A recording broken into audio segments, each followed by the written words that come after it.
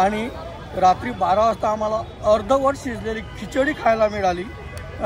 तिथून गेल्याच्या नंतर आम्हाला काहीच मिळालं नाही, फक्त एक समोसा खायला मिळाला, एक समोसा। त्याच्यानंतर आम्हाला यांनी अशी ट्रीटमेंट दिली की यांचे मोबाईल बंद। आम्ही सर्व त्या गर्दीमध्ये आम्ही 50 किलोमीटर पायी चाललो, आमच्यासोबत कोणीच नव्हतं, कोणी डायरेक्शन द्यायला नव्हतं। आम्ही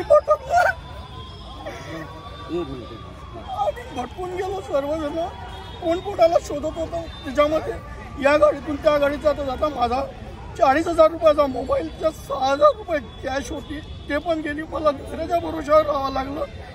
एक दोन जसे मला दिसले त्यांच्यासोबत मी कॉन्टॅक्ट केला आणि त्यांचा हात सोडला नाही।